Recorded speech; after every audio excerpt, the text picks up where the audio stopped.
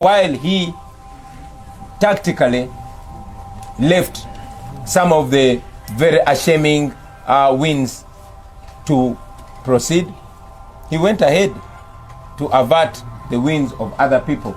Like I told you, many are, pursuing their wins. That explains why not all of us are here today. This is a beginning, friends. The liberation struggle continues. We are not free until we break free from the 35-year-old regime. Yes. Today we meet for the first time after 11 days of, military takeover. It is not a mistake, friends, that we meet today when it is making 35 years of the Museveni gun rule. Today, as I speak to you. It is not a mistake. We are living in a generation where we see revelations before our own selves. It's up to us to tap into them. It's like electricity. It's always there until you tap into it. This generation that very many of you represent, I can see you, very many of you, even as newly elected members of parliament, I believe the majority of you were not born when Museveni took over our country. Look at yourselves right now. The people of Uganda have entrusted you to liberate them from this level, and that's exactly what we are going to do. So, number one, I want you to know that the people of Uganda trusted us. They trusted you. Just like our Secretary General has put it on your posters, and as a promise, we put a new Machindi, a new Kampala, a new Kawempe, a new Bukoma Simbi, etc., etc. This is the time for us to make good of that promise. While we were still in the campaigns, that we are not going to wait to give that leadership when we finally wear the victor's crown. We must give that leadership even when we are in the struggle. This is just one phase of leadership accreditation. The people of your constituencies have accredited you, and this is when you begin to give that leadership. While your people want you to represent their voices in the parliament and in the various offices that you've been elected to, your people, most importantly, want you to assert the voice of freedom, the voice and aspiration of an end to the dictatorship. And that's exactly what we are doing. And it's my humble prayer and request to you, friends, that you do not forget the mission. This is a mission to freedom. We have always been telling our people, mission 2021, not election 2021, but mission 2021. And I've told you before that our people have agreed with a long old statement that politics is so serious a business to be left to politicians. So I'm asking you not to be politicians. I'm asking you not to be the regular politicians, but to be freedom fighters, to be leaders. We are leading an entire generation out of slavery, and they are banking on you. When General Museveni ordered for the surrounding of my house, he was convinced in his old school mind that by incarcerating me, by disconnecting me from the people, he's pouring cold water on this, our revolution. And I want to tell you that while I speak to you now, I speak to you as if it's the last time I'm talking to you. Because be very sure that this forcefully imposed regime on us, this timid old man who has his future right behind him, is going to do every illegal, every shameful thing. Don't be shocked when they surround my home once again. Don't be shocked when they arrest me and keep me in jail, thinking that by keeping me away from you, they are keeping this revolution cold. So I want to task you today to be a Kyagulanyi where you are.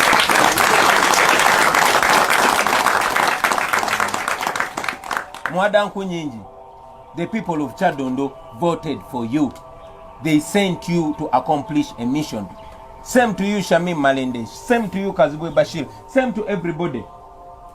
This is no joking business. This is when the real fight begins. I've told you before, and now the people of your constituencies have proved to you that I'm not any different from you. You can do what I'm doing and even more. And the people have tasked you to that. This is no time for us to put on smart straight jackets and go to parliament and enjoy. It is a time to sacrifice. It's a time to put away our comfort. This is a liberation struggle that we must start. As a matter of fact, while the struggle has been more painful then, it is even more painful now. But I can guarantee you that we can see freedom in sight. While your constituencies have elevated you and made you stand out, I want you to remember that 100% of our campaign team are in prison. I want you to remember that we stand here on the blood of very many comrades that have been murdered innocently. Which blood we must make good of. They are looking at us. The people of Uganda are relying on us. But they are very proud that they chose us. That their voices, at least in some areas, were elevated. And I want you to know that General Museveni wants so desperately to put an end to this and pretend that we are moving on. We are not moving on to anywhere. We want him. He is not the legally elected president. He is an imposter. Yes, he is. So while you take on these offices, I want you to remember that this is going to be a two-pronged approach. We have the political approach, but this bigger battle is for the people of Uganda. So you are expected to lead your people. At least through these 3 years, you have seen that indeed the people power is stronger than people in power. I want you to know that you are servants. You people, you are servants. You were appointed by people to serve them. To serve as anchors of a struggle for freedom and life. They are relying on you. They expect you to be serious. They expect you to be assertive. I know we are going to discuss much more in the absence of the media, but I wanted to congratulate you, friends, and task you and remind you that business is just beginning. It has not ended. There's no reason to celebrate now. There's only reason to be reminded that we have a big task ahead of us. You see, like Mandela one time said, the struggle for freedom is like climbing a mountain. You will climb and get to a certain level thinking that you are overcome, only to see that there's another phase to climb. That's the phase that we are going to right now. But I want you to know that you're leading the people with their trust. They have trusted you. That is a very noble thing. You are special people. Amidst all the rigging, amidst all the irregularities, amidst all the violence, the people asserted their voices. Don't look at yourself like the ordinary. You are not ordinary. You are freedom fighters. You are revolutionaries. Embrace it. Own it. And give leadership. Be magnanimous to those that you want. I know many of you were vying with other forces of change. This is a time to bring them forth. This is a time to show them that we are about leadership. This is no time to brag. This is a time to be humble. But most importantly, this is a time to remember that we are servants of the people of Uganda. So I congratulate you, friends. I welcome you to this struggle. It is not going to be easy, to be smooth. They are going to provoke you. They are going to try to compromise you. They are going to offer you loads of money. They are going to offer you positions. You've heard General Museveni bragging that he'll buy out some of our leaders. He's bragged that he's going to offer ministerial posts to some of you. And when you refused, like I know you will, because I know you cannot save your people. When you refuse, they will persecute you. They will jail you. They will put all kinds of wrong narratives around you. But remember, they are doing that to you because you are winners. I can guarantee you, friends, that we are going to remove a dictator. Do not be intimidated. Do not be intimidated. General Museveni might have used the military to assert his force and impose himself on the people of Uganda. Like I've already told you, he's an impositor who we are going to remove soon and very soon. Take examples of his friends, Hosni Mubarak, who purported to have won with 80-something%. His recently kicked out friend, Omar el-Bashir, who posed to have won an election with 90%. Not more than a year, he was out of office. We want Museveni out of office in less than a year.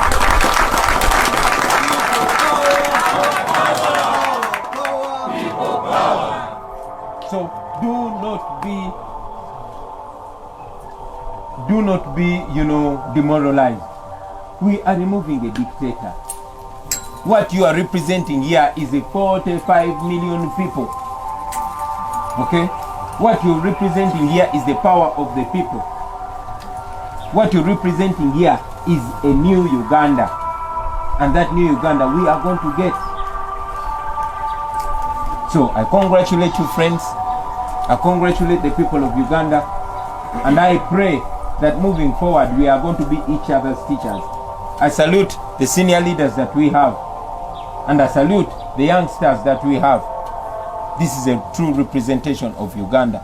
Let it echo amongst all of us. Let us make a difference. Let us not disappoint the people. We must not disappoint the people. You've heard many regime propagandists claiming that the people of Uganda will regret voting out of hate. They hate the Museveni regime because it has oppressed them for 35 years.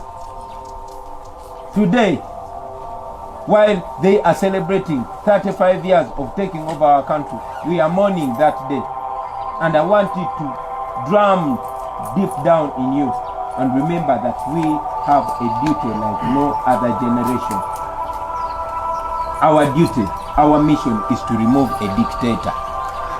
And you are here as commanders. You are here as leaders to push this through. So I salute you, ladies and gentlemen. We'll exchange much more. There's more that I want to share with you that we don't yet want to expose to the media.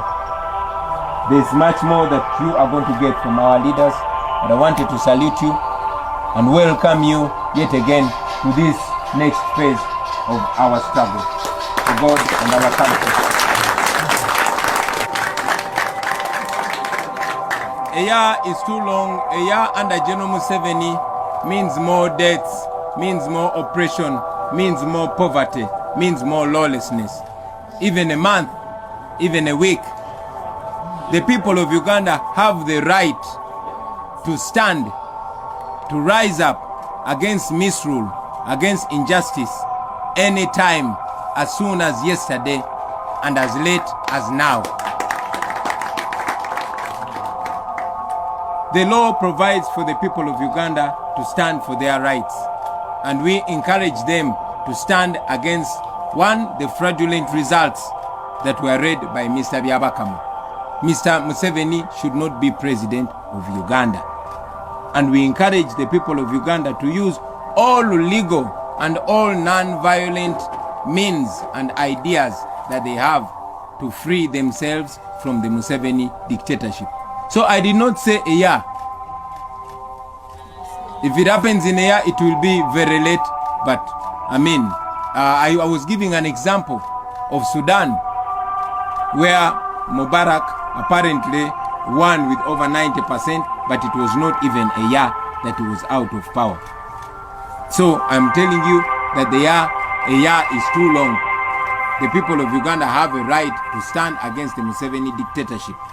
Dictators have fallen much more faster than people have ever imagined. So I wanted to make that very clear. We were asked about going to court. First of all, I want you to know that we have overwhelming evidence in terms of discrepancies in the figures. You all know that Mr. Byabakama announced results that were non-existent.